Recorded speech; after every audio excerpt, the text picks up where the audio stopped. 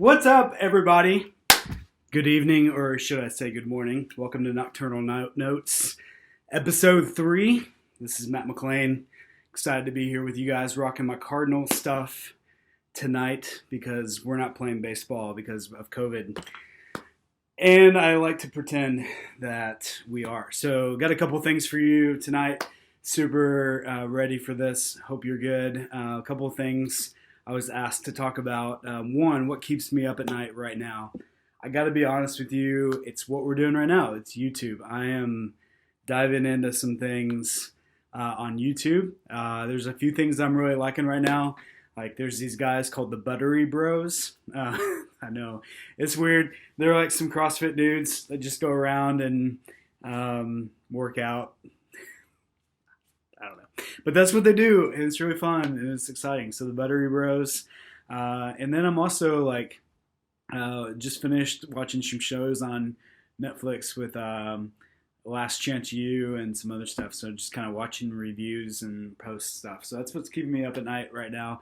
I don't know what's keeping you up at night. If you're gaming, if you're reading, I don't know. But you're here, and that's great. And we've been talking about darkness a little bit, and Aleska, Zach, and Felicia. Now me, we want to just encourage you like through the night, because a lot of times at night, darkness is upon us, and it's easy for us to fall into these places that may not be good. So excited for you to be here. I want to read to you, and if you got a Bible today, or tonight, or this morning, however you're watching this, Ephesians 2 is where we're going to be at. So if you want to just flippity flip over to Ephesians 2. I'm going to be in the ESV. So if you've got your NLT and you want to do that, that's fine. Just try to follow along a little bit. Man, this is huge, isn't it? Like this just like is bigger. Is it bigger than my head?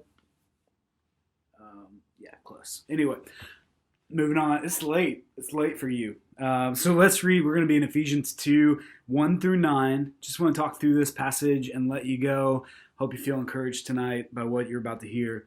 And you were dead in your trespasses and sins, in which you once walked, following the course of this world. Catch this. Following the prince of the power of the air, the spirit that is now at work in the sons of disobedience. That's not good. Among you, whom we all once lived in the passions of our flesh, carrying out the desires of the body and the mind, and were by nature children of wrath, like the rest of mankind. But God, being rich in mercy, because of the great love with which He loved us, even when we were dead in our trespasses, made us alive together with Christ.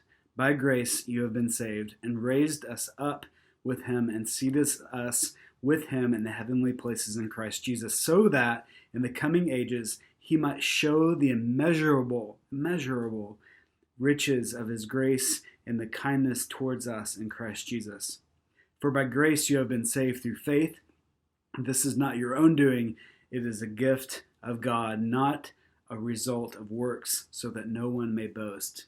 Listen, I love this because, first of all, Paul is writing to the church in Ephesus, and Ephesus right now is a mess.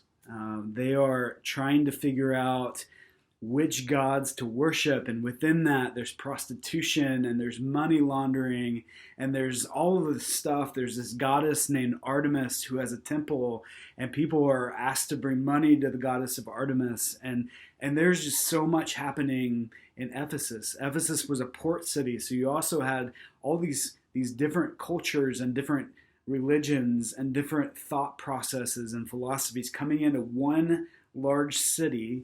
And Paul is writing to this church in Ephesus saying, hey, you were dead in your sin.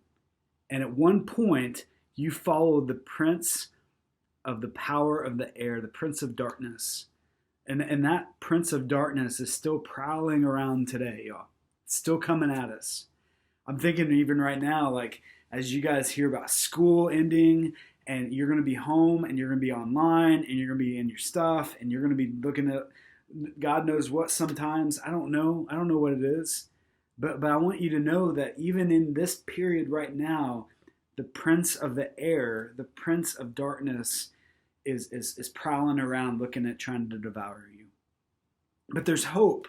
tonight. There's hope, and here's the hope that Christ has made us together with him. By grace you have been saved. You know that tonight. That by grace you have been saved. You've been raised up with him and seated with him in the heavenly places. God looks upon you right now, and he's like, I love you. I'm with you. Don't let the darkness show out my love. Show out my light. You have a light to share tonight, students. For by grace you have been saved through faith.